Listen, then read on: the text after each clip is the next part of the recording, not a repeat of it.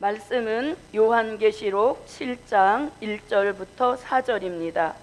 요한계시록 7장 1절부터 4절입니다. 이 일 후에 내가 내 천사가 땅 내 모퉁이에 선 것을 보니 땅의 사방에 바람을 붙잡아 바람으로 하여금 땅에나 바다에나 각종 나무에 불지 못하게 하더라. 또 봄에 다른 천사가 살아계신 하나님의 인을 가지고 해 돋는 데로부터 올라와서 땅과 바다를 해롭게 할 권세를 얻은 내 천사를 향하여 큰 소리로 외쳐 가로되 우리가 우리 하나님의 종들의 이마에 인치기까지 땅이나 바다나 나무나 해하지 말라 하더라. 내가 입맞은 자의 수를 들으니 이스라엘 자손의 각 지파 중에서 입맞은 자들이 14만 4천이니. 아멘. 자, 그러면 이제 하나님의 인이란 말씀을 계시록 7장 1절로 4절에서 10가지 진리 중에 오늘 이제 10번째로 마지막입니다. 또 복습을 한번 해보겠습니다. 첫째, 둘째, 셋째, 하나님의 입맞을 종의 자격. 넷째, 다섯째, 여섯째, 입맞은 종들의 수예요. 거기는 들이란 말씀이 들어가야 됩니다. 하나님의 입맞은 종들의 수. 그 다음에 7번째는, 8번째, 9번째, 하나님의 인을 치는 곳. 그리고 이제 10번째가 뭡니까? 하나님의 인 맞은 종들이, 하나님의 인 맞은 종입니다. 들이 아니고 종이 받는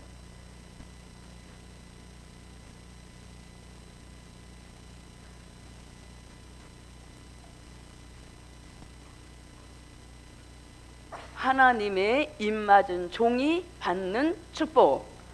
하나님의 인을 맞고 종말 복음 역사에 중요한 일들을 다 인 맞은 종들이 해낸 것입니다.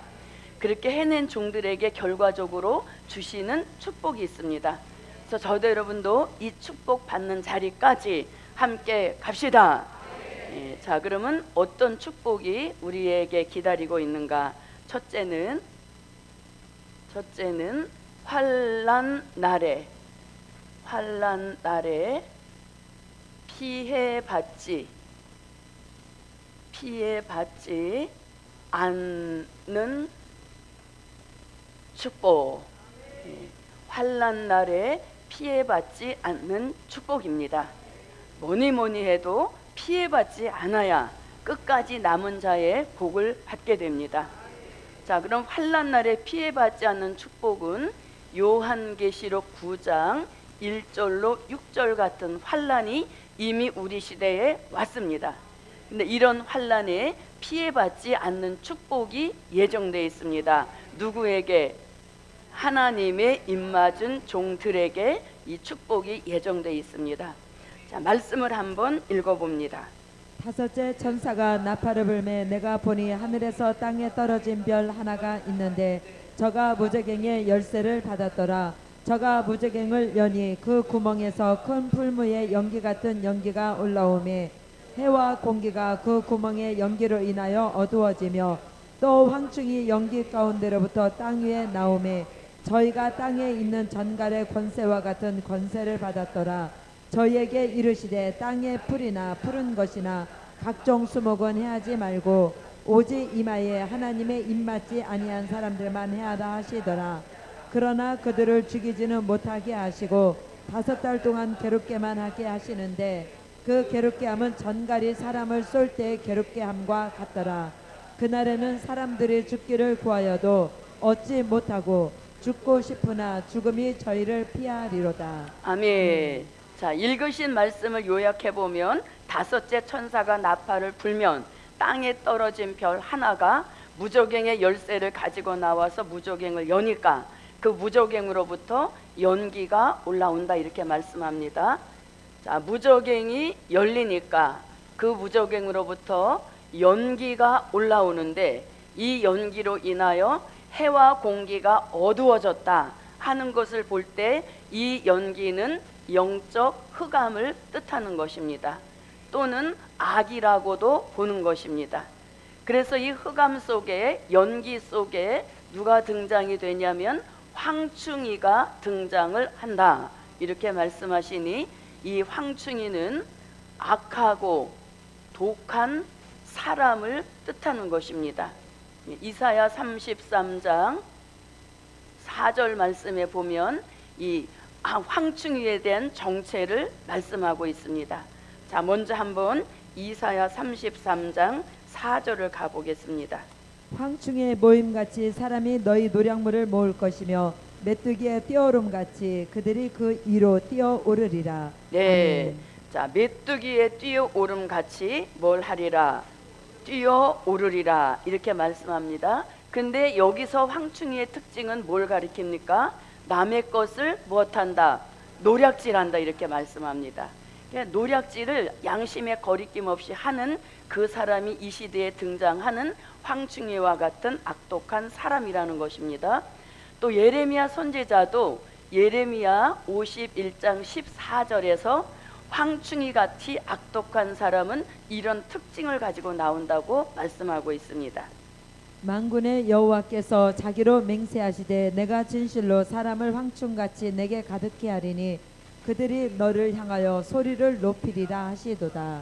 네, 자, 황충이 사람같이 이렇게 말하기 때문에 황충이는 곤충과로 가서는 절대 진리적 해답을 찾을 수가 없습니다.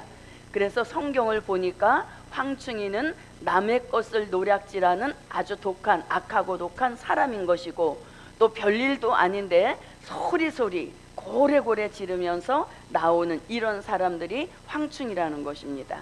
그런 황충이가 나온다는 예언의 성취가 요한계시록 9장 1절로 6절에 와서 다섯째 나팔 불면 이 황충 같은 악독한 사람들이 본격적 활동을 하면서 그들의 정체가 드러나게 되는 것입니다.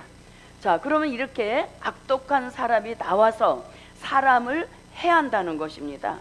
그러니까 이 사람들은 태어난 목적 자체가 못하려고 사람에게 피해를 주려고 태어났다는 겁니다. 굉장히 불행한 사람들인 것입니다.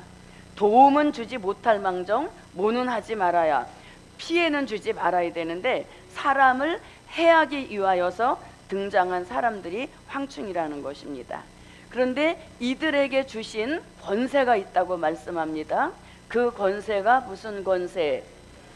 전갈의 권세와 같은 권세를 가지고 나와서 사람들을 해하는데, 한번 이 황충이 같은 악독한 사람에게 피해를 받게 되면 그 피해가 얼마나 심각한지, 차라리 이런 고통을 당하려면 내가 죽는 게 낫겠다 하고 죽음을 구하지만 죽는 것조차도 자유롭지 못한 시대가 온다는 겁니다. 그래서 죽음이 저희를 피해가는, 사망을 동결시켜 주시는 이러한 시대가 앞으로 온다는 겁니다. 그래서 이 황충이 같은 사람들에게 이 권세를 쓰실 기간을 예정해 주셨는데, 그게 바로 5달 동안 이렇게 말씀합니다. 이거는 곧 주의 재림 전 5개월 동안 사람들을 극도로 괴롭히는 이런 기간이 이제 앞으로 오게 된다는 것입니다. 그래서 이것을 우리가 말세의 복음 용어로 5개월 환란이라고 하는 겁니다. 누구로 오는 환란? 황충이로 오는 환란이 지금도 계속되고 있지만 극도로 역사하는 기간이 주의 재림 전 5달 동안이다 해서 이것을 5개월 환란이라고 하는 겁니다. 또 요거를 요한계시록 9장 12절에서는 첫째 화다, 이렇게도 표현하고 있습니다. 그래서 황충이 같은 악독한 사람들이 전갈의 권세와 같은 권세를 가지고 나와서 물불을 가리지 않고 사람들을 아주 죽고 싶은 생각이 들 정도로 괴롭히는 그런 환난이 온다는 것이 선지자들의 예언이 요한계시록에 와서 성취되었으니 이게 바로 우리 시대에 오는 환난이란 얘기인 것입니다. 자, 그러면 계시록 9장 12절을 한번 보겠습니다. 첫째 화는 지나갔으나 보라 아직도 이후에 화 둘이 이르리로다. 네, 그래서 황충이로 오는 환난을 화로 보게 되면 첫째 화다 이렇게 말씀합니다. 그러나 누구는 피해받지 않도록 하나님의 인 맞은 종들은 피해받지 않도록 하나님이 이미 보호 조치를 다 해놓으신 겁니다. 그래서 우리가 이 시대에 이런 말씀을 알아야 되는 겁니다. 자, 그러면 피해받지 않는 축복에 대해서 본문 계시록 9장 1절로 6절 중에서 4절에서 그 피해받지 않는 비밀에 대한 말씀을 알려주고 있습니다. 저희에게 이르시되 땅의 풀이나 푸른 것이나 각종 수목은 해하지 말고 오직 이마에 하나님의 입맞지 아니한 사람들만 해하라 하시더라. 아멘. 아멘. 4절 첫째 줄에 보니까 저희에게 이르시되 땅의 풀이나 푸른 것이나 각종 수목은 해하지 마라 하고 명령을 내려놓으신 겁니다. 그리고 또 하나 피해받지 않는 사람들이 있는데 그들이 누구인가 하면 오직 이마에 하나님의 인 맞지 아니한 사람들만 해하라. 그렇게 이제 명령을 내려놓으신 겁니다. 누구한테? 황충이 같이 악독한 사람에게 그렇게 이미 명령을 내려놓은 겁니다. 그래서 9장 4절 첫째 줄에 저희에게 할 때 그 저희가 바로 황충이를 뜻하는 겁니다. 그래서 계시록 요한계시록 9장 4절 말씀에 보니까 오직 하나님의 인 맞지 아니한 사람들만 해하라 이렇게 말씀했으니까 하나님의 인 맞은 종들 피해 있다 없다? 없다는 말씀인 겁니다. 그래서 마지막 때 이 하나님의 인 맞은 표만 있다면 이것이 어디를 가도 우리를 지켜주시는 완전하신 표가 되는 역사인 겁니다. 그래서 하나님의 입맞은 표가 딱 있게 되면 원수 피해, 마귀 피해, 흑암 피해, 질병 피해 어떠한 피해도 받지 않게 하시는 그 보호를 해주시는 그 표가 하나님의 인인 것입니다. 그래서 일단은 무슨 인을 맞고 봐야 하나님의 인을 받고 봐야 우리가 어떠한 피해도 받지 않게 되는데 특별히 황충이로부터 피해받지 않게 하시고 또 본문에는 뭐 또 올라왔습니까? 무저갱으로부터 연기, 흑암도 올라온 겁니다.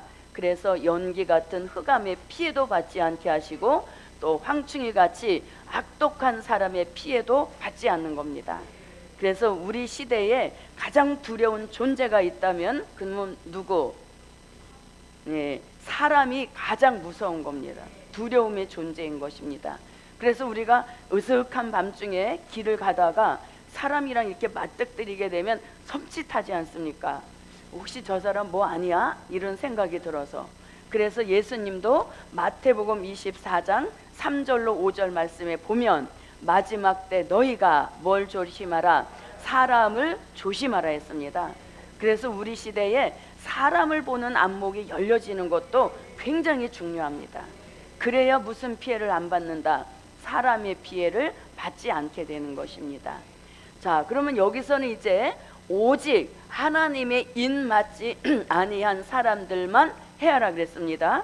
그럼 요거를 에스겔 선지자는 에스겔서 9장 3절로 6절에 보면 이 하나님의 인을 일컬어서 이마에 표 있는 자 가까이도 하지 마라 이렇게 말씀해 놓으셨습니다. 자, 계시록 9장 3절로 6절입니다. 에스겔서 9장 3절부터 6절입니다. 그룹에 머물러 있던 이스라엘 하나님의 영광이 올라 성전 문지방에 이르더니 여호와께서 그 가는 베옷을 입고 서기관의 먹그릇을 찬 사람을 불러 이르시되 너는 예루살렘 성읍 중에 순행하여 그 가운데서 행하는 모든 가증한 일로 인하여 탄식하며 우는 자의 이마에 표하라 하시고 나의 듣는데 또 그 남은 자에게 이르시되 너희는 그 뒤를 쫓아 성읍 중에 순행하며 아껴 보지도 말며 긍휼을 베풀 줄도 말고 쳐서 늙은 자와 젊은 자와 처녀와 어린아이와 부녀를 다 죽이되 이마에 표 있는 자에게는 가까이 말라 내 성소에서 시작할지니라 하시매 그들이 성전 앞에 있는 늙은 자들로부터 시작하더라. 아멘. 아멘. 그러니까 에스겔 선지자도 이마의 표란 결국 요한계시록 7장 1절로 4절에서 말씀하시는 하나님의 인맞은 종들이 나올 것을 내다보았고, 그리고 그 종들은 절대로 피해받지 않게 하실 것을 말씀한 겁니다. 그래서 뭐라고 말합니까? 이마에 표 있는 자에게는 뭣도 하지 마라, 가까이도 하지 마라 하면서 접근 금지령을 내려놓은 겁니다. 그러니까 우리 하나님의 입맞은 표 있는 사람하고 이제 황충이하고 이렇게 맞닥뜨리게 되었습니다. 그럼 우리는 모르고 가게 됩니다. 그럼 가게 되면 그 황충이 같은 악독한 사람은 어떻게 되겠습니까? 피해가겠죠. 우리를 피해갑니다. 왜냐하면 이마에 표 있는 자는 가까이 하지 마라 했습니다. 우리 보고 가까이 하지 마라가 아니라 황충이한테 가까이 하지 마라 했으니까 자동적으로 우리를 피해서 간다는 얘기인 것입니다. 그래서 이 하나님의 입맞은 표는 황충이도 어쩔 수 없는 그런 완전한 보호의 표가 하나님의 입맞은 표인 것입니다. 그래서 어디를 가든지 프리패스가 하게 하시는 이런 역사가 하나님의 인이라는 얘기인 것입니다. 이만한 표, 맞을 만한 표입니다. 그래서 저도 여러분도 하나님의 인을 맞고 환난 날에 어떠한 피해도 받지 않게 하시되 특별히 사람으로부터 피해받지 않게 하시는 그 축복이 함께 하시기를 바랍니다. 모든 피해가 사실 누굴 통해서 옵니까? 사람을 통해서 오는 겁니다. 흑암도 사람을 통해 건너오는 것이고 모든 좋지 않은 세력들이 사람을 통해서 오기 때문에 우리가 사람 분별 바로 할 수 있는 그 분별의 축복도 함께 하시기를 바랍니다. 자, 그 다음에 이제 두 번째입니다. 자, 두 번째는 주의 재림을 영접하는 축복. 이건 정말 우리가 자다 깨나도 너무 영광된 축복인 겁니다. 우리가 초림의 주님을 영접한 그 축복도 어마어마한 축복인 겁니다. 초림의 주를 영접한 그 축복도 어마어마한 축복인데 다시 오시는 예수님 재림의 주를 영접한다? 이거는 정말 가문의 영광인 겁니다. 가문을 빛낼 만한 그런 역사인 것입니다. 그래서 주의 재림을 영접하는 축복. 그래서 우리 가문은 다 누구로 인하여? 그렇지, 하나님의 인을 맞을 우리로 인하여서 가문이 살아나는 것입니다. 그래서 주의 재림을 영접하는 축복. 자, 요 말씀은 요한계시록 11장 12절입니다. 하늘로부터 큰 음성이 있어 이리로 올라오라 함을 저희가 듣고 구름을 타고 하늘로 올라가니 저희 원수들도 구경하더라. 아멘. 아멘. 이리로 올라오라 하는 음성을 듣고 구름을 타고 하늘로 올라갔더니 거기 누가 와 계신다? 다시 오마 약속하신 예수님이 공중에 와 계셔서 이제 올라온 종들을 영접해 주시는 그런 축복이 기다리고 있다는 겁니다. 자, 우리는 이 복음 받기 전에 예수 믿고 있다 보면 어느 날 다 올라간다 이렇게 알고 있었습니다. 저만 그랬나? 모든 사람들이, 심지어는 이건 저희가 직접 들은 건데 이제 그 계시록 강해집이 나와서 처음에 나왔을 때입니다. 그때 이제 친인척을 먼저 찾아내리지 않습니까? 그래서 그 책을 가지고 이 책이 나왔으니까 한번 보십시오 하고 이제 목사님께 드렸습니다. 그랬더니 뭐라고 하냐, 그런 게 야 다 필요 없어, 뭐 이렇게 있다 보면 다 올라가지, 이렇게 얘기를 하시더라고. 그래서 깜짝 놀랐습니다. 근데 정말 이렇게 어느 누구는 뭐 예수 믿는 사람 다 올라간다 그러면 누가 가장 억울해 하겠습니까? 제일 억울해 할 사람들이 순교자 아니겠습니까? 순교한 사람들은 정말 그 복음 역사 앞에 하나밖에 없는 목숨을 헌신짝같이 내어 놓았는데 어쩌다 가뭄에 콩나듯이 교회 온 사람도 다 올라간다면 이 순교자가 얼마나 정말 원통해 하겠습니까? 물론 순교자라 그런 마음도 다 죽었겠지만, 그래서 우리가 주의 재림을 영접하기 위하여서 올라가려면 그만한 절차가 앞에 진행이 됐기 때문에 올라가는 축복도 받게 됐다는 것입니다. 그래서 아무나 어느 날 올라가는 게 절대 아니라는 겁니다. 그러면 주의 재림을 영접하는 이 축복을 받기 위하여서는 하나님의 입맞은 종들이 뭐를 채워 나와야 됩니까?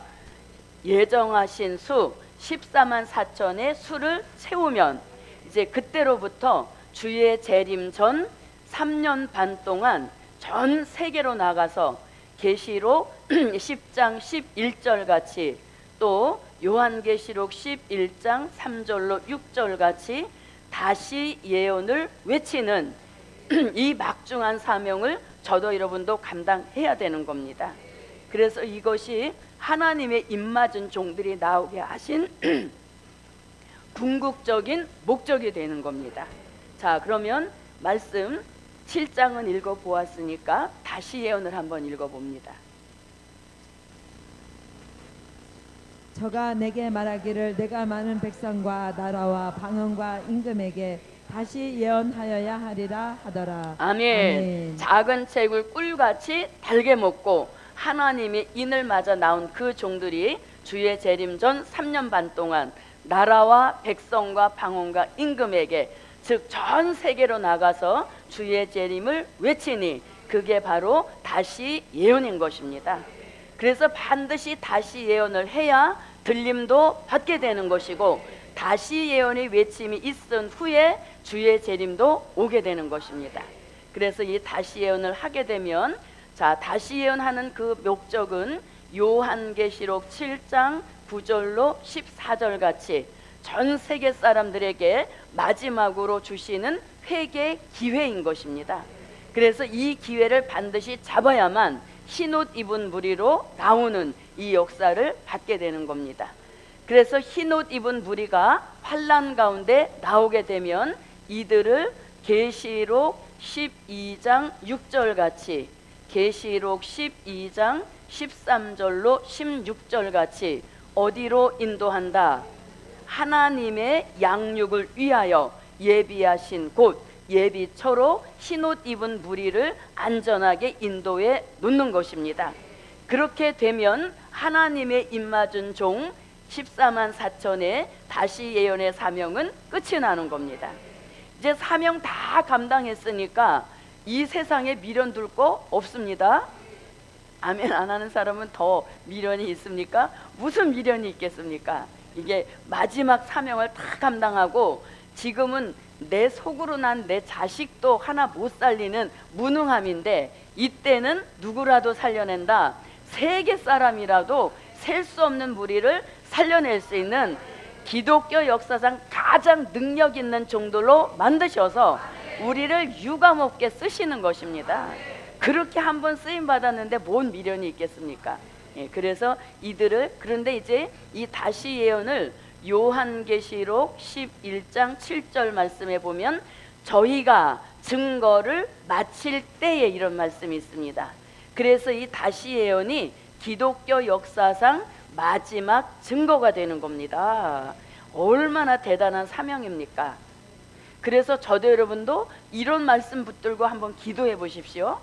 가장 무능하고 미약하고 아무것도 아닌 우리를 기독교 역사상 마지막 증거를 맡기셨다. 이거를 붙들고 기도하면 눈물이 폭포수같이 흐르는 겁니다. 마지막 이 사명을 맡기셨구나. 기독교 역사상 이걸 끝으로 더 이상 설교나 강의나 어떤 세미나도 없는 그런 시대가 온다는 겁니다. 그래서 그것을 마지막 증거라고 하는 겁니다. 그래서 이렇게 가장 유능하고 능력 있고 그리고 하나님의 역사 속에 쓰임받는 그 일이기 때문에 뭐 또 다시 예언하다가 시험에 들어가지고 또 뭐 삐지고 이런 일은 절대 없는 겁니다. 그러니까 얼마나 유능하고 훌륭하게 쓰여지겠습니까? 이때 이제 하나님의 마음을 시원하게 해드리는 그 역사가 이때 일어나는 겁니다. 그래서 이제 다시 예언을 하고 또 흰옷 입은 무리들도 이제 예비처로 인도해 놓고 나면 저도 여러분도 사명 끝. 사명이 끝남과 동시에 드디어 이제 우리가 어떤 일을 이루는가 하면 요한계시록 11장 7절로 10절 같이 무저갱으로부터 올라온 짐승에게, 아까 우리가 계시록 9장 읽을 때 무저갱으로부터 올라온 정체가 황충이었습니다. 그래서 그 짐승 같은 황충이에게 죽임을 당하는 겁니다. 그래서 이것이 기독교 역사상 마지막 순교가 되는 것입니다. 그래서 우리 하나님의 입맞은 종들은 증거도 마지막 증거요, 순교도 마지막 순교인 겁니다. 그래서 하나님의 입맞은 종들의 결말은 아름답다. 그래서 순교를 하게 하는 겁니다. 자, 그럼 이 말씀은 꼭 읽어야 됩니다. 자, 계시록 11장 7절부터 10절입니다. 저희가 그 증거를 마칠 때 무저갱으로부터 올라오는 짐승이 저희로 더불어 전쟁을 일으켜 저희를 이기고 저희를 죽일 터인즉 저희 시체가 큰 성길에 있으리니 그 성은 영적으로 하면 소돔이라고도 하고 애굽이라고도 하니 곧 저희 주께서 십자가에 못 박히신 곳이니라. 백성들과 족속과 방언과 나라 중에서 사람들이 그 시체를 사흘 반 동안을 목도하며 무덤에 장사하지 못하게 하리로다. 이 두 선지자가 땅에 거하는 자들을 괴롭게 한 고로 땅에 거하는 자들이 저희의 즐거움을 즐거워하고 기뻐하여 서로 예물을 보내리라 하더라. 3일 반 후에 10절까지만 읽어봅니다. 그래서 이들이 무엇으로 누워있는다? 시체로 누워있는 겁니다. 그래서 하나님의 입맞은 종들은 얼마나 이게 뗄래야 뗄 수 없는 관계인가 하면 한날 한시에 동시에 죽는 겁니다. 그래서 이런 사건이 아직까지 없었던 겁니다. 그래서 우리가 복음 받은 한 사람 한 사람이 사실상 어마어마하게 가까운 사이인 겁니다. 왜? 한날 한시에 죽고 한날 한시에 똑같이 살아나는 이러한 너무 친밀한 관계인 겁니다. 아무리 인고 부부라 할지라도 한날 한시에 죽고 사는 부부는 없습니다. 그런데 이제 하나님의 입맞은 종 14만 4천은 한날 한시에 죽었다가 한날 한시에 같이 살아나는 그런 특별한 역사. 그래서 뭐라고 표현합니까? 우리가 이렇게 완전한 공동체, 뭐까지도 함께 하니까, 죽고 사는 것도 한날 한시에 똑같이 하니까 그야말로 우리라고 하는 그 아주 친밀감이 그 안에 포함이 되어 있는 겁니다. 그래서 이제 시체로 있게 되는 겁니다.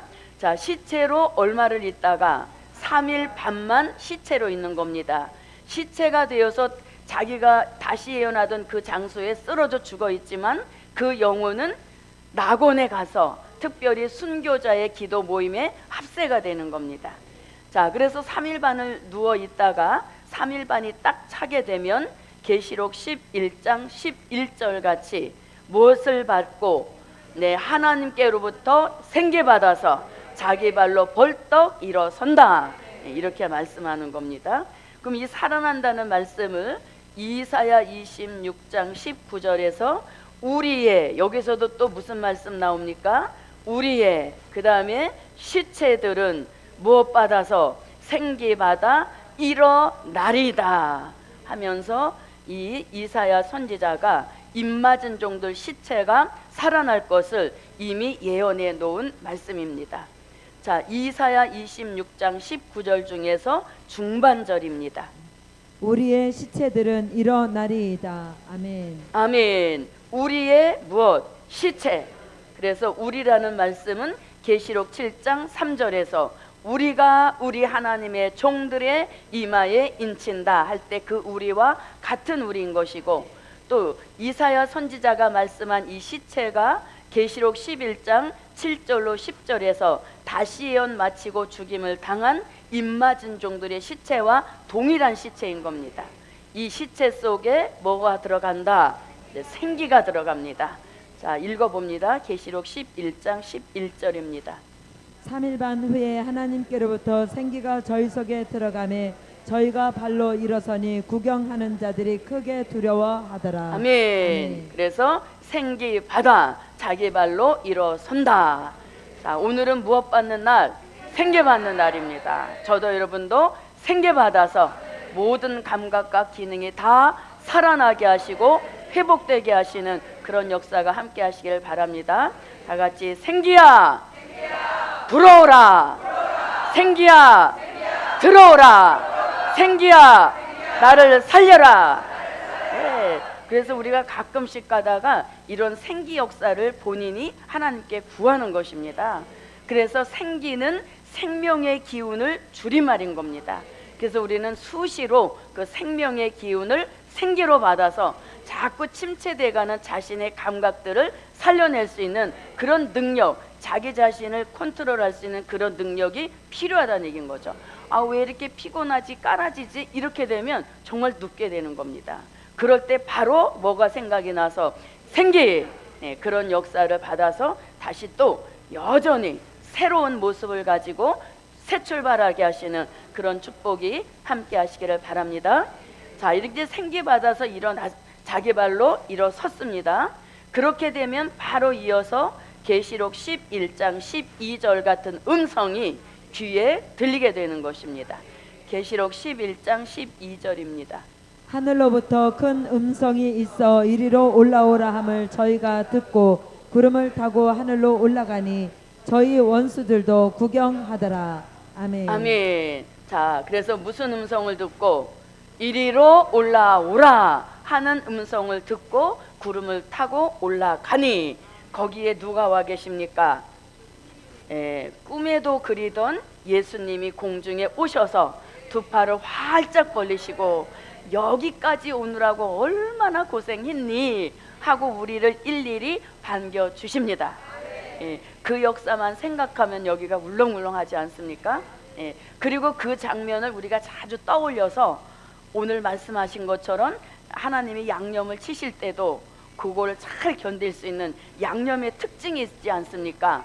고춧가루는 매운 것이죠. 매운 것입니다. 그럴 때는 그 고춧가루를 이렇게 본인이 피해갈 수 있고 그 자극을 좀 덜 받을 수 있는 그런 방법도 본인이 터득해야 되는 겁니다. 그래서 양념도 적절하게 받으면 아주 맛있는 삼형자로 완성되는 겁니다. 아무 몸이 건조한 삼형자보다 이 맛도 받고 저 맛도 받고 그러면 진짜 삼형자가 돼서 복음의 현장에 어디를 내놔도 다 적응이 되는 겁니다. 그래서 온실에서 자란 요런 삼형자가 아닌 겁니다. 이거는 정말 다양한 양념을 쳐서 적절하게, 그래서 어느 복음의 현장에 갖다 놔도 부작용이 없는 그런 진짜 삼형자로 조성해 주시는 그게 양념의 비법이라는 이야기인 것입니다. 네, 그래서 이렇게 이제 올라갔습니다. 자, 그러면 이제 올라갈 때 그냥 올라가지 않고 우리가 다 살아났지 않습니까? 입도 살아났으니까 말을 할 수 있으니까 뭐라고 하면서 아멘 주 예수여 오시옵소서 하고 이제 우리가 구름을 타고 올라가서 주의 재림을 영접하는 복을 받게 하신다. 아멘. 자, 그러면 이 주의 재림에 대한 참고 구절이 있습니다. 참고 구절은 데살로니가 전서 4장 16절로 17절입니다. 그리고 고린도 전서 15장 51절부터 54절, 그리고 또 요한계시록 11장 12장 15절에서도 주의 재림에 대한 말씀을 하고 있습니다. 자, 그러면 데살로니가 전서를 한번 읽어봅니다. 이 데살로니가 전서에서는 어떤 말씀에 강조를 두는가 하면 주의 재림은 공중에 있다는 겁니다. 그래서 주의 재림을 영접하려면 반드시 어디를 올라가야, 공중에 올라가야만 영접이 가능하다는 겁니다. 그리고 주의 재림을 영접할 대상을 알려주고 있는 겁니다. 그 대상은 16절 같이 먼저 일어난 그 순교자가 주의 재림을 영접할 대상인 것이고, 그 다음에 17절은 우리 입맞은 종들이 들림받을 대상이라는 것을 이렇게 알려주고 있습니다. 그 다음에 고린도전서 15장 51절로 54절에서는 이제 주의 재림을 영접하기 위하여서 들림받아 올라가는 종들의 체질의 변화를 알려주고 있는 겁니다. 이 말씀을 한번 읽어봅니다. 그런데 다 찾아보십시오. 고린도전서 15장 51절입니다. 보라, 내가 너희에게 비밀을 말하노니 우리가 다 잠잘 것이 아니요 마지막 나팔의 순식간에 호련히 다 변화하리니 나팔 소리가 나매 죽은 자들이 썩지 아니할 것으로 다시 살고. 네, 일단 아멘. 거기서 끊습니다. 자, 52절 나팔 소리가 나매 죽은 자들이 썩지 아니할 것으로 다시 산다는 겁니다. 그러면 거기까지 딱 끊어서 거기까지는 바로 순교자들이 들림받아 올라갈 때는 부활체가 돼서 올라가는 겁니다. 왜냐하면 순교자들은 최초의 순교자 아벨을 시작으로 해서 수천 명이 순교를 했는데 그들은 이미 이 뼈와 살이 하나도 없어진 그런 그야말로 영혼 구원인 겁니다. 그래서 이들은 주의 재림이 있을 때 살아날 때 부활하는 몸이 된다는 겁니다. 다 새로 살린다는 겁니다. 뼈도 살도 그때 다 새롭게 살려서 올라갈 몸이기 때문에 부활체가 되는 겁니다. 그리고 51절 그 후반부터는 이제 입맞은 종들이 들림 받을 때 체질의 변화를 뜻한 것입니다. 자, 그러면 52절 하반절부터 이어서 읽어봅니다. 다시 살고 우리도 변화하리라. 네, 자, 다시 살고 거기까지가 끄는 거예요. 거기까지가 끄는 겁니다. 그럼 거기까지는 부활체, 누구의? 순교자의 부활체, 거기서 끝난 겁니다. 그리고 우리도 변화하리라 할 때 그 우리가 아까 이사야 선지자가 말했던 우리의 시체 하는 그 우리와 똑같은 하나님의 입맞은 종들 우리와 똑같은 겁니다. 그래서 우리도 변화하리라, 여기부터는 입맞은 종들의 체질 변화를 알려주는 겁니다. 자, 우리도 변화하리라 그러면서 이 썩을 것이 불갑을 썩지 아니할 것을 입겠고 이 죽을 것이 죽지 아니함을 입으리로다. 이 썩을 것이 썩지 아니함을 입고 이 죽을 것이 죽지 아니함을 입을 때에는 사망이 이김에 삼킨 바 되리라고 기록된 말씀이 응하리라. 응한다라고 하는 것은 예언했던 것이 성취된다, 이런 의미를 가지고 있는 겁니다. 그래서 52절 맨 하반절 우리도 변화하리라, 거기부터가 이제 입맞은 종들이 주의 재림을 영접할 때는 그 체질이 뭘로? 변화체가 된다는 겁니다. 이건 무슨 뜻인가 하면 아까 우리가 계시록 11장 7절부터 10절 시체로 되어 있었다 그랬습니다. 시체로 되어 있다는 것은 뭐 손상이야 말할 수 없이 손상이 됐겠지만서도 그대로 있다는 얘기인 겁니다. 무덤에 장사하지 않았다는 겁니다. 그런데 거기에 생기가 들어오면서 순식간에 다 회복이 되는 겁니다. 다 살아난다는 얘기인 겁니다. 그 몸을 변화체라고 하는 겁니다. 그래서 순교자는 뼈도 살도 아무것도 없기 때문에 새로 살리는 부활의 역사이지만 우리는 그대로 뭐 이렇게 많이 상하긴 했지만 그대로 변화시켜 주시는 몸이 됐기 때문에 변화체가 되는 겁니다. 그래서 주의 재림에 대한 말씀을 여러 가지로 말하고 있지만 포인트를 다 달리 두는 겁니다. 그래서 데살로니가 전서 4장 16절로 17절에서 주의 재림은 공중에 올라가야 영접된다는 장소를 알려주신 것이고 또 대상은 딱 두 부류라는 것을 알려주셨고 순교자들이 먼저 일어나는 첫째 부활은 주의 재림 때 있게 된다는 것을 또 여기서 알려주시는 겁니다. 다양한 것을 알려주시는 겁니다. 근데 필기하시는 분이 아무도 없습니다. 자, 보십시오. 여기서 공중으로 들림받는다 대상, 요건 제가 써드렸습니다. 근데 지금 새롭게 말한 거는 순교자가 16절에서 먼저 일어나고 먼저 살아난다 하는 그것은 순교자의 첫째 부활을 뜻한 겁니다. 그럼 순교자의 첫째 부활은 언제 있느냐, 그 때를 여기서 알려주는 겁니다. 언제 있게 된다? 주의 재림 때 순교자들의 첫째 부활이 이루어지는 시기를 알려주고 있다는 얘기인 겁니다.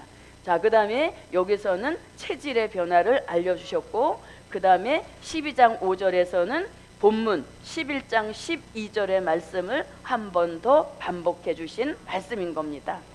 그래서 저도 여러분도 정말 어쩌다 이런 축복을 받게 되었는지 너무너무 기가 막힌 축복인 것입니다. 자, 그 다음에 이제 세 번째입니다. 자, 세 번째는 하늘의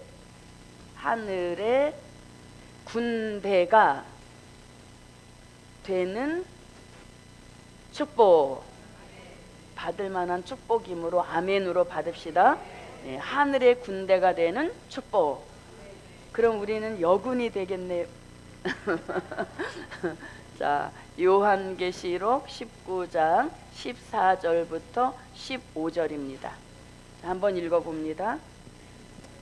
하늘에 있는 군대들이 희고 깨끗한 세마포를 입고 백마를 타고 그를 따르더라. 그의 입에서 이한검이 나오니 그것으로 만국을 치겠고 친히 저희를 철장으로 다스리며 또 친히 하나님 곧 전능하신 이에 맹렬한 진노의 포도주 틀을 밟겠고. 아멘. 아멘. 자, 하늘의 군대가 이제 하나님의 입맞은 종들이 하늘의 군대가 되는 축복입니다. 자, 그러면 성령의 인침, 뭐 꼭 성령의 인침 안 받았다 할지라도 그동안도 하나님은 군대를 쓰셨습니다. 그것을 디모데후서 2장 3절로 4절에서는 그리스도의 좋은 군사 이렇게 말씀하십니다. 그러니까 하나님은 군대 체질을 좋아하시는가 봅니다. 왜냐하면 우리가 은혜 시대에서도 군사를 모집한다 이렇게 말씀하시지 않았습니까? 그만큼 절도 있고 그만큼 군사로 모집한 자를 기쁘시게 하는 이거를 굉장히 하나님은 강조하신다는 겁니다. 그래서 이거를 또 다른 말로 말하면 뭐라고도 십자가 군병이라고도 말씀했습니다. 자, 십자가 군병 출신 아멘. 우리 모두 이 과정을 겪어온 것입니다. 자, 그럼 한번 읽어보겠습니다. 자, 이 말씀도 다 같이 읽어야 됩니다. 여기서 우리가 도전을 받아야 될 말씀이 있습니다. 자, 디모데후서 2장 4절부터 5절입니다. 내가 그리스도 예수의 좋은 군사로 나와 함께 고난을 받을지니 군사로 다니는 자는 자기 생활에 얽매이는 자가 하나도 없나니 이는 군사로 모집한 자를 기쁘게 하려 함이라. 아멘. 자, 여기서 뭐라고 말씀하시는가 하면 내가 그리스도 예수의 좋은 군사로 나와 함께 고난을 받을지니 이 고난은 아주 뭐 필수라는 것을 알려주십니다. 그 다음에 군사로 다니는 자는 자기 생활에 얽매이는 자가 하나도 없다 이렇게 말씀합니다. 자기 생활은 결국 뭡니까? 사생활이 보장되지 않는 게 군대란 얘기인 것입니다. 그리고 이는 군사로 모집한 자, 군사로 모집한 자가 결국 누굽니까? 하나님이시지 않습니까? 그리고 여기서는 그리스도 예수님이 모집하신 군사란 얘기인 것입니다. 그래서 모집한 자를 어떻게 기쁘시게 해드리기 위하여서 사생활에 얽매이지 말고 그 사생활을 초월하라는 얘기인 것입니다. 그런데 은혜 시대 그리스도의 좋은 군사도 그 정도가 돼야 모집한 자를 기쁘시게 해드리니까 하늘의 군대에 발해서 뭐겠습니까? 그래서 하늘의 군대가 되는 축복은 이 차원보다 뛰어넘어야 된다는 겁니다. 그걸 우리는 백마의 사상, 복음이 최우선된 삶, 그거를 뜻하는 것입니다. 그래서 저도 여러분도 무슨 출신이므로 십자가 군병 출신에서 한 단계 더 업을 시켜주셔서 이제 우리는 뭐가 된다? 하늘의 군대가 되는 축복을 받읍시다. 자, 그럼 이 하늘의 군대도 다 되는 과정이 있습니다. 여기서 이제 연결이 되는 겁니다. 공중에 올라가서 주의 재림을 영접했습니다. 자, 그러면 공중에 이제 우리가 올라가 있는 기간 동안에 자, 이 땅에서는 요한계시록 13장 같은 무슨 시대입니까? 수종통치 시대가 이 땅에 이루어져 있는 겁니다. 그래서 우리는 공중에 올라가서 신랑 예수를 영접하고 공중에 3년 반을 머무르는 것입니다. 그 3년 반을 머무르게 하시는 것도 다 의미가 있습니다. 그러면 이 3년 반이 결국 무슨 기간? 계시록 13장 같은 수정통치 시대 기간인 것입니다. 그래서 3년 반이 딱 채워지게 되면 그때 이제 어떤 말씀이 이루어지는가 하면 요한계시록 14장 1절 같이 공중에 계시던 예수님이 지상으로 내려오십니다. 그걸 우리는 심판주의 지상 강림 이렇게 말씀합니다. 자, 그러면 읽어보고 진행해 보겠습니다. 또 내가 보니 보라 어린 양이 시온산에 섰고 그와 함께 14만 4천이 섰는데 그 이마에 어린 양의 이름과 그 아버지의 이름을 쓴 것이 있도다. 아멘. 자, 이렇게 이제 시온산에 강림을 하시면 이렇게 됩니다. 자, 예수님, 지상에 내려오신 예수님은 심판주가 되시는데 그 말씀을 계시록 19장 11절로 13절 같이 무엇이 되신다? 심판주가 나시는 심판주가 되시고, 그 다음에 내려온 예수님이 내려오실 때 순교자도 데려오시고, 자, 순교자 데려오신다는 말씀은 데살로니가 전서 4장 14절에서 말씀하고 있습니다. 자, 이걸 확인해 보고 가겠습니다. 데살로니가 전서 4장 14절. 우리가 예수의 죽었다가 다시 사심을 믿을진데 이와 같이 예수 안에서 자는 자들도 하나님이 저와 함께 데리고 오시리라. 아멘. 자는 자들도 하나님이 저와 함께 데리고 오신다. 그래서 입맞은 종과 순교자를 같이 데리고 내려오시는 겁니다. 그래서 순교자와 입맞은 종이 예수님 따라 지상에 내려오면 이들은 계시록 19장, 요한계시록 19장 14절부터 15절 같은 무슨 군대? 네, 하늘의 군대가 되게 하신다. 네, 우리가 이렇게 하늘의 군대까지 되는 축복인 것입니다. 그럼 이 하늘의 군대가 된 종들에게 오전에 공부했던 계시록 20장 4절 같이 심판하는 권세를 주셔서 심판주 예수님을 돕게 하시는 이런 역사가 있게 되는 것입니다. 자, 심판하는 권세 안에는 입술의 권세와 철장의 권세를 합하여 주시는 겁니다. 그래서 입술의 권세는 이사야 11장 4절과 그 다음에 이사야 49장 1절로 3절과 그 다음에 요한계시록 19장 21절 등에서 입술의 권세에 대한 말씀을 하고 있습니다. 그래서 이런 입술의 권세만 주시는 것이 아니라 또 무슨 권세도 주신다? 철장의 권세도 주시는 겁니다. 이게 좀 어수선하게 돼서 죄송합니다. 자, 철장의 권세, 입술의 권세가 합하여서 심판하는 권세가 되는 겁니다. 그러면 철장의 권세란 말씀은 시편 2편 9절과 또 요한계시록 2장 26절로 27절에서 말씀하고 계시고 또 요한계시록 12장 5절에서도 말씀하시고 그 말씀이 실질적으로 계시록 19장 14절로 15절에 와서 이루어지는 것입니다.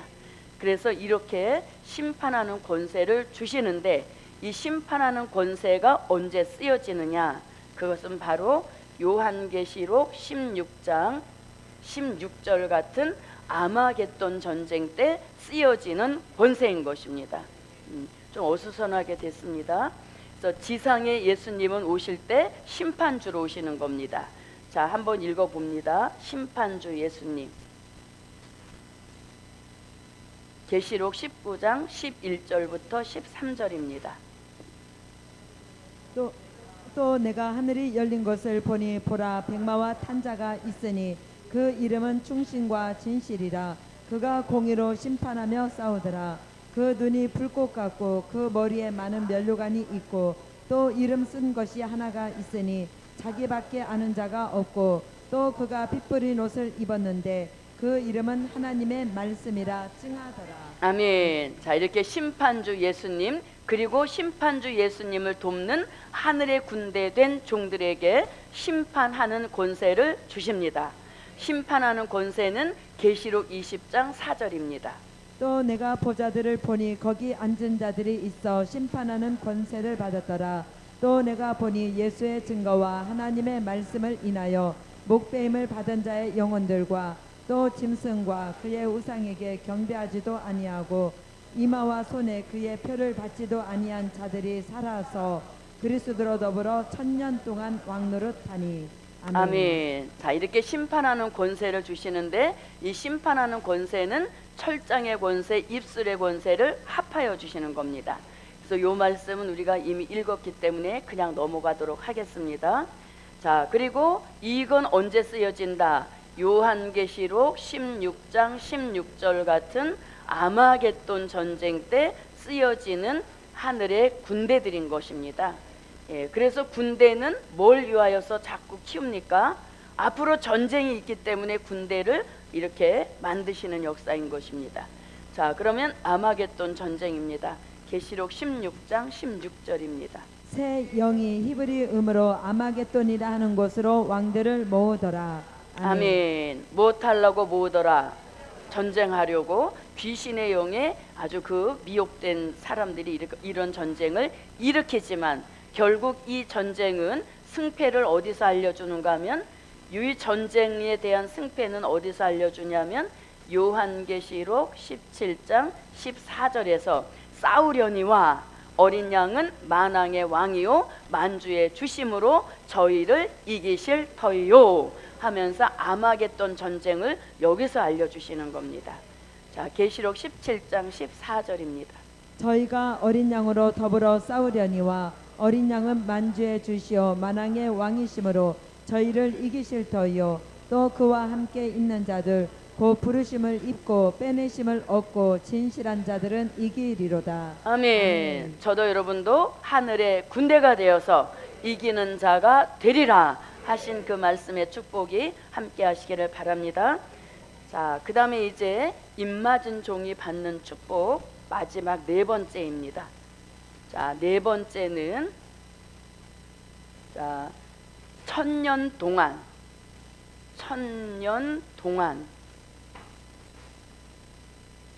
왕과 제사장이 되는 축복. 이게 축복의 이제 마무리가 되는 겁니다. 자, 그럼 이 말씀은 요한계시록 20장 4절로 6절에서 말씀하고 있습니다. 왕노릇을 얼마 동안 한다? 1000년 동안 한다는 겁니다. 왕은 이제 그 어떤 정치적인 역사인 것이고 이제 제사장은 하나님 영적으로 잘 섬기게 하시는 그런 축복을 동시에 주신다는 겁니다. 자, 말씀을 한번 읽어보겠습니다. 또 내가 보자들을 보니 거기 앉은 자들이 있어 심판하는 권세를 받았더라.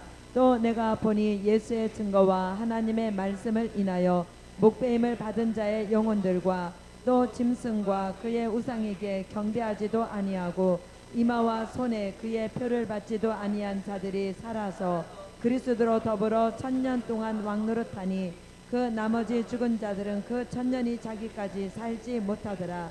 이는 첫째 부활이라. 이 첫째 부활에 참여하는 자들은 복이 있고 거룩하도다. 둘째 사망이 그들을 다스리는 권세가 없고 도리어 그들이 하나님과 그리스도의 제사장이 되어 1000년 동안 그리스도로 더불어 왕노릇하리라. 아멘. 아멘. 자, 그러면 이렇게 산자의 심판을 통해서 계시록 13장 같은 수정통치 시대를 다 심판하고 나면 이 지구 땅 안에는 악인은 한 명도 존재하지 않습니다. 최소한 물과 성령으로 거듭난 사람들만 들어갈 수 있는 곳이 천년 왕국인 것입니다. 그래서 계시록 11장 15절 같은 그리스도의 나라가 이루어지게 되면 이때 이제 예수님은 통치자가 되십니다.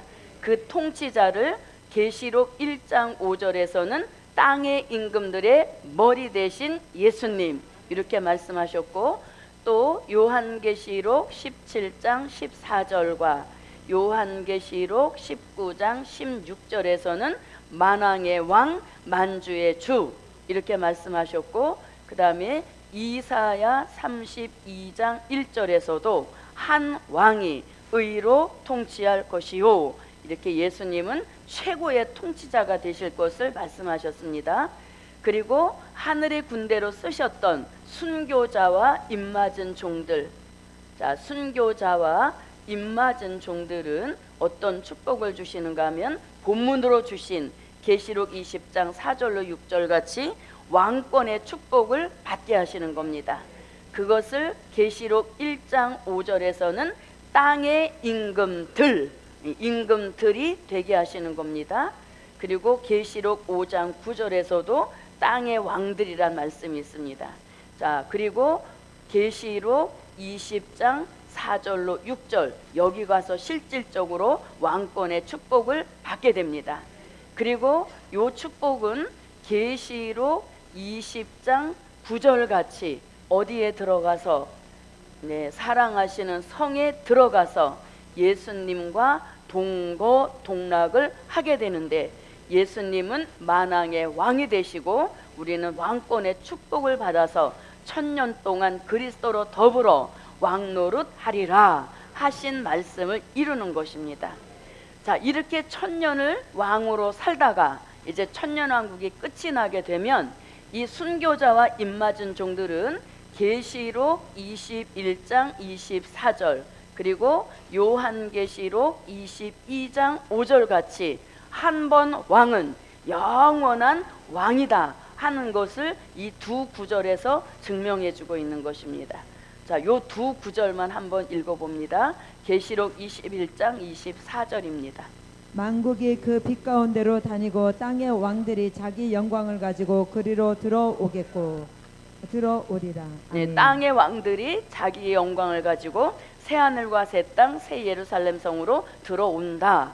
이렇게 말씀하셨으니 하나님이 한 번 인정해 주신 그 종들 절대로 잊지 않고 영원히 기억하셔서 무궁 천국까지도 그 공로를 인정해 주시는 이런 역사와 축복인 것입니다. 자, 그리고 계시록 22장 5절입니다. 다시 밤이 없겠고 등불과 햇빛이 쓸데없으니 이는 주 하나님이 저희에게 비치심이라. 저희가 세세토록 왕노릇하리로다. 아멘. 저희가 할 때 그 저희가는 누구입니까? 순교자와 입맞은 종들이 어떻게 왕노릇하리라? 세세토록 왕노릇하리라. 아멘. 이런 역사와 축복이 있게 되는 것입니다. 자, 여기 구절 하나 더 추가하겠습니다. 순교자와 입맞은 종들 중에서 요한계시록 5장 9절로 10절, 아까 9절까지만 말씀드렸는데 10절까지 이렇게 포함해 주시기 바랍니다. 자, 이것이 이제 하나님의 인에 대한 10가지 진리 중에서 마지막으로 10번째 진리가 되겠습니다. 아무쪼록 저도 여러분도 이 축복 받는 데까지 가는 그 역사가 변함없이 함께 하시기를 바랍니다. 예, 말씀의 결론입니다. 자, 결론은 하나님의 인의 비밀이 크도다. 예, 하나님의 인의 비밀이 크도다. 예, 이 큰 비밀을 아무런 대가 없이 저와 여러분에게 깨우쳐신 하나님께 감사하시고 또 우리의 영원한 스승이신 주의 종께도 감사합시다. 예, 이 말씀은 미래를 보는 안목을 가질 때다. 그 책 그대로입니다. 그래서 더 자세한 걸 원하시면 또 그 책을 보면 큰 도움이 되겠습니다. 예, 기도드립니다. 감사의 예물 올렸습니다. 고맙고 감사하신 아버지 하나님, 시대의 비밀을 우리에게 깨우쳐 주시고 10가지 진리를 완성시켜 주셔서 하나님의 비밀에 대하여는 모르는 게 없게 하신 것 감사드립니다. 이 말씀의 축복이 우리 이마에 꼭 이루어지게 하시옵소서. 드려진 물질에도 하나님이 큰 응답 축복 주실 줄 믿사옵고 예수 그리스도의 이름으로 기도하옵나이다. 아멘.